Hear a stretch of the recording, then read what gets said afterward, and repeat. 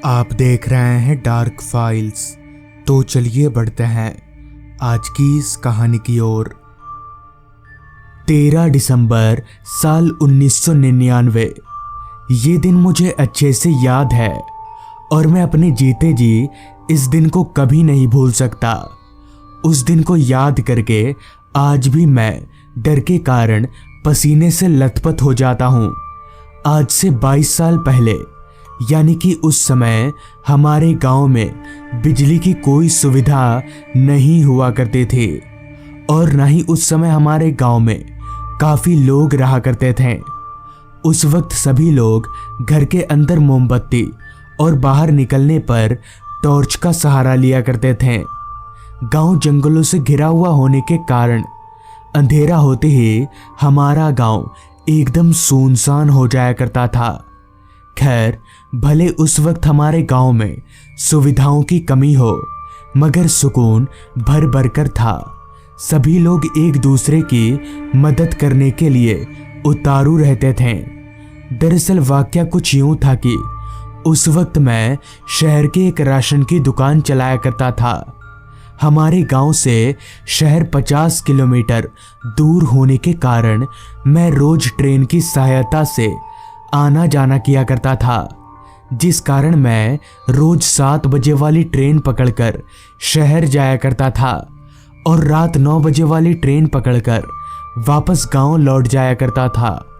कुछ दिन तो सब कुछ ठीक ऐसे ही चलता रहा, जिसके बाद एक दिन सुबह काम पर जाते वक्त मेरी माँ ने मुझसे कहा, बेटा आज घर वापस लौटते वक्त दही लेते आना, क्योंकि कल तुम्हारे मामा आ रहे हैं। इस पर मैंने माँ से कहा, ठीक है माँ, मैं दही लेता आऊँगा। इतना बोलकर मैं घर से निकलकर स्टेशन की तरफ चलता बना और 7 बजे वाली ट्रेन पकड़कर शहर अपने दुकान पहुँचा। सुबह से ही उस दिन दुकान में काफ़ी भीड़ थी, जिस वजह से मैंने अपने मन ही मन में कहा, आज दुकान में काफ़ी भीड़ है तो मुझे दुकान बंद करते करते देरी होगी। तब तक तो सारी दुकानें दही की बंद हो जाएंगी, तो क्यों ना मैं छोटू से ही दही मंगवा लूं। छोटू मेरे दुकान का एक स्टाफ है। ये सोचते ही मैंने छोटू से कहा, अरे छोटू, एक काम करना यार, माँ ने आज दही लाने को कहा है, तो तू जाकर थोड़ा दही ला देगा। मेरे इतना बोलते ही छोटू मुझसे पैसे लेकर दही लाने चला गया। अब मुझे कोई चिंता नहीं थी। अगर मुझे दुकान बंद करने में देरी भी हो गई तो मैं आराम से रात 10 बजे वाली आखिरी ट्रेन पकड़कर जा सकूंगा, जिसके बाद मैं वापस से अपने काम पर लग गया। काम करते करते कब आसमान में सूरज की तेज किरणों की जगह चांद की मध्यम रोशनी ने ले ली, मुझे पता ही नहीं चला।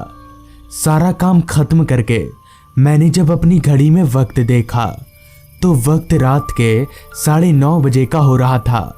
तो मैंने फटाफट से दुकान बंद किया ताकि मुझे 10 बजे वाली आखिरी ट्रेन मिल सके। दुकान बंद करके मैं भागता हुआ स्टेशन पहुंचा तो मेरी ट्रेन प्लेटफॉर्म पर लगी हुई थी। मैं जल्दी से ट्रेन में चढ़ा और एक सीट पर बैठकर लंबी लंबी सांसें लेने लगा, क्योंकि मैं दौड़ता हुआ स्टेशन आया था और अगर मैं ऐसा नहीं करता तो मुझे सारी रात स्टेशन में ही गुजारनी पड़ती। ट्रेन में बैठने के 2 मिनट बाद ही ट्रेन खुल गई। काफ़ी ठंड का मौसम होने के कारण ट्रेन काफ़ी खाली थी। उस बोगी में मेरे अलावा मुझे बस इक्का दुक्का लोग ही नज़र आ रहे थे। अगर ट्रेन अपने निर्धारित समय पर चलेगी तो मैं रात के 11 बजे तक अपने गांव के स्टेशन पर उतर जाऊंगा। और ठीक ऐसा ही हुआ। मैं रात के 11 बजे तक अपने गांव के स्टेशन पर उतरा तो उस ट्रेन से इस स्टेशन पे उतरने वाला मैं अकेला ही था। गांव का स्टेशन होने के कारण इतनी रात गए मुझे पूरे स्टेशन पर मेरे अलावा और कोई भी नहीं दिख रहा था। सारा स्टेशन अंधेरे में डूबा हुआ था।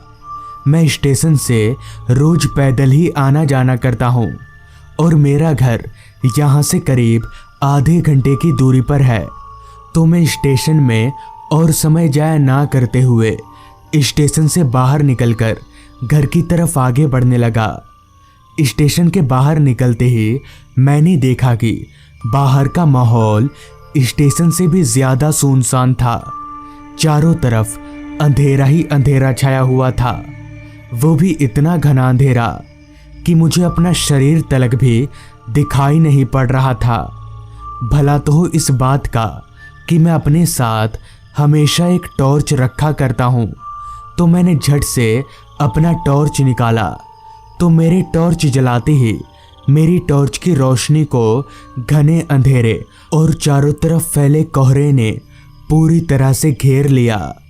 खैर मैं डरता तो था नहीं, तो मैं घने अंधेरे को चीरता हुआ आगे बढ़ने लगा। कोहरा इतना फैला हुआ था कि मेरी टॉर्च की रोशनी में जितना भी दिख रहा था वो सब धुंधला धुंधला। अभी मैं उसी तरह आगे बढ़ ही रहा था कि तभी मुझे ऐसा महसूस हुआ कि कोई मेरे पीछे पीछे चल रहा है। मगर कुछ देर तक तो मैंने इस बात को नज़रअंदाज किया, लेकिन जब मुझे साफ साफ किसी के चलने की आवाज़ आने लगी तो मैंने अपनी निगाहें एक बार पीछे घुमाई। तो अपनी निगाहें पीछे घुमाते ही मैं एकदम से हैरान रह गया, क्योंकि मेरे पीछे एक बूढ़ी औरत चल रही थी और मेरे रुकते ही वो बूढ़ी औरत भी रुक गई। इस पर मैंने उस बूढ़ी औरत से कहा, क्या बात है अम्मा, कोई तकलीफ है क्या? इस पर उस बूढ़ी अम्मा ने कोई जवाब नहीं दिया। तो मैं दोबारा से कुछ ना बोलकर वापस से अपने घर की तरफ आगे बढ़ने लगा। मगर एक बात मुझे काफ़ी हैरान करने वाली लगी कि उस बूढ़ी औरत की शक्ल एकदम पुतले जैसी थी और वो एकटक मेरी दही की तरफ देखे जा रही थी। चलते चलते जब मैंने एक बार अपनी निगाहें दोबारा से पीछे घुमाकर उस औरत को देखना चाहा, तो मेरे पीछे पलटते ही मैं एक बार फिर चौंक गया, क्योंकि अब मेरे पीछे कोई भी नहीं था। मगर ऐसा कैसे हो सकता है? वो बूढ़ी औरत तो अभी मेरे पीछे ही थी, तो अचानक गई तो गई कहाँ? वो औरत इतनी बूढ़ी थी कि वो दौड़कर भाग भी नहीं सकती थी। अब मुझे लगने लगा था कि ज़रूर दाल में कुछ काला है, और मैं घर की तरफ अपने कदमों को और तेज भगाने लगा। चलते वक्त मुझे बार बार उसी औरत का पुतले की तरह चेहरा याद आ रहा था, जिस कारण मेरा चेहरा बार बार पसीने से लथपथ हो जा रहा था। अभी मैं वहां से कुछ आगे गया ही था कि तभी रास्ते के किनारे झाड़ियों से आवाज आई, मुझे भी दही दो। उस भयानक आवाज को सुनकर एकदम से मेरे होश उड़ गए और मेरे हाथ पैर जोर जोर से कांपने लगे। उस आवाज को सुनकर ही मुझे समझ आ गया था कि ये आवाज किसी इंसान की नहीं है। फिर जब मैंने कांपती हुई अपनी निगाहें उस आवाज की तरफ घुमाई, तो मुझे झाड़ियों के अंदर दो लाल टिमटिमाती आंखें दिखी। इससे पहले कि वो भूत झाड़ियों से निकलकर मुझे मार डाले, मैं वहां से दौड़कर भागने लगा। मैं अपनी जी जान लगाकर बस दौड़े जा रहा था, ये समझकर कि मेरी मौत मेरा पीछा कर रही है। अभी मैं भाग ही रहा था कि तभी मुझे रास्ते के किनारे एक आदमी दिखा। तो मैं जान बचाने के लिए भागता हुआ उस आदमी के पास गया, तो मुझे इतनी तेज हांफता हुआ देख उस आदमी ने कहा, क्या हुआ, आप इतना डर क्यों रहे हैं? इस पर मैंने अपनी पूरी आप बीती उस आदमी को बताई, तो वो आदमी मेरी बात सुनकर जोर जोर से हंसने लगा और मुझसे कहा, क्या उसकी आंखें ऐसी थीं? इतना बोलते ही उस आदमी की भी आंखें उस भूत की तरह चमकने लगी। ये देखकर मैं और जोर जोर से कांपने लगा और मुझे समझ आ गया कि ये आदमी वही भूत है जिसके बाद मैं अपनी जान बचाने के लिए दही को वहीं फेंक कर घर भाग आया।